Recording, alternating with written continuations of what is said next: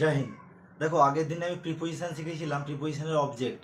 মানে প্রিপোজিশন যদি কোনো অবজেক্ট নিয়ে আসে প্রিপোজিশনের পরে কোনো ভার্বের সাথে, তার অবজেক্ট যদি কোনো ডাইরেক্ট কানেকশন না করে তাহলে সেই অবজেক্টটা সেই ভার্বের অবজেক্ট নয়, সেটা হচ্ছে ইনট্রানজেটিভ ভার্ব। তাহলে যে অবজেক্টটা আসে সেটা হচ্ছে প্রিপোজিশনের অবজেক্ট। আচ্ছা, তো সেটা কেন বলেছিলাম সেটা আজকে একটা উদাহরণ দিয়ে সেটা আলোচনা করব। আজকে আমি একটা ছোট একটা কনসেপ্ট ক্লিয়ার করব যে প্রিপোজিশনের অবজেক্টটা কেন আমি সেটা ক্লিয়ার করেছিলাম। তারপরে আমরা নেক্সট ডেতে নাউনের বিভিন্ন পার্টগুলো নিয়ে আলোচনা করব।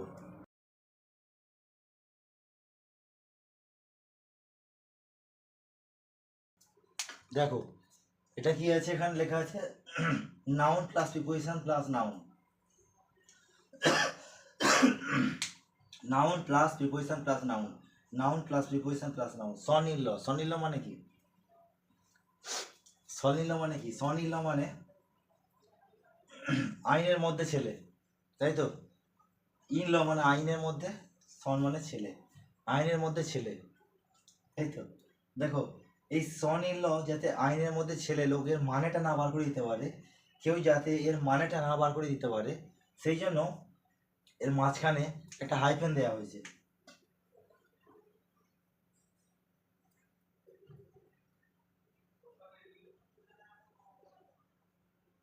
এবার ঠিক আছে, এবারে এর মাঝখান থেকে কেউ মানেটা বার করবে না। এই হাইফেনটা দেওয়ার এই কারণেই যাতে লোকে এর মানেটা ডিকশনারিতে না খুঁজে বার করে নেয় যে সনির ল মানে আইনের মধ্যে ছেলে, সেই জন্য এর মাঝখানে একটা হাইফেন দেওয়া হয়েছে।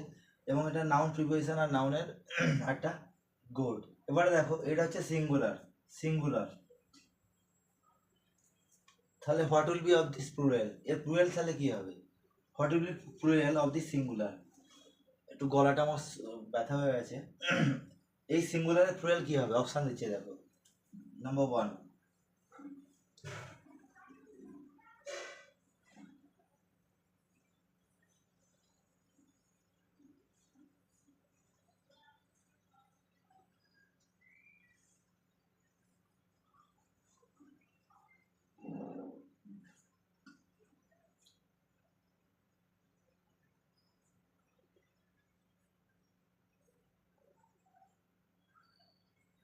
দেখো এই তিনটে অপশান আছে, এই তিনটের মধ্যে এর মধ্যে একটি এর প্লুরাল হবে। কোনটি প্লুরাল হবে বলো? Sons in laws, sons in law, sons in laws আর সন ইন লজ। আরও কি অপশান আসবে? সন্স ইনস প্রিপোজিশনের সাথে এস যোগ হবে। দেখো, 4 নম্বর অপশান যেন কেউ বার করে ফেলো না। ও যাই হোক, এই তিনটের মধ্যে কোন অপশানটা আসবে? দেখো, সন ইন ল এর অ্যাকচুয়ালি লজিক্যাল মিনিং কি? লজিক্যাল মিনিং হচ্ছে জামাই। জামাইকে সন ইন ল কেন বলা হয়? এই জন্যই বলা হয় ভগবান এমন যেন না করে, ভগবান এমন যেন না করে কোনো ফ্যামিলিতে, মানে কারো স্ত্রী যদি তার স্ত্রী সমেত পরিবারের সবাই কোনো অ্যাক্সিডেন্টালি এক্সপায়ার হয়ে যায়, যদি কোনো অ্যাক্সিডেন্টালি এক্সপায়ার হয়ে যায়, তাহলে তাহলে লিগালি সেই পরিবারের যে জামাই, সে কিন্তু লিগালি সেই ফিনান্সিয়াল মানে যে কোনো সম্পত্তি বা সব কিছুর অধিকার পাবে। মানে তার জামাই কিন্তু আইনের তরফ থেকে অগ্রাধিকার পাবে। ঠিক আছে? Son in law, Son in ল এমনি কোনো নাউন, যে কোনো নাউনের নাম বোঝায়, নামটা এমনি বোঝায় না, কোনো না কোনো কারণে আর কি সেইটা আর কি মানে নামকরণটা হয়। তো সন ইন ল এই কারণেই হয়েছে, কোনো ফ্যামিলির কোনো মানে কারো স্ত্রী যদি কোনো ফ্যামিলিতে এক্সপায়ার হয়ে যায়, তাহলে সেই ফ্যামিলির যে জামাই মানে সন ইন ল আইনি উত্তরাধিকার পাবে, লিগালি অ্যাডভান্টেজ পাবে। সেই জন্য সেই জামাইয়ের নাম দেওয়া হয়েছে কি? Son in law. ঠিক আছে? Son in law. তাহলে এর প্লুরাল কি হবে মনে করো?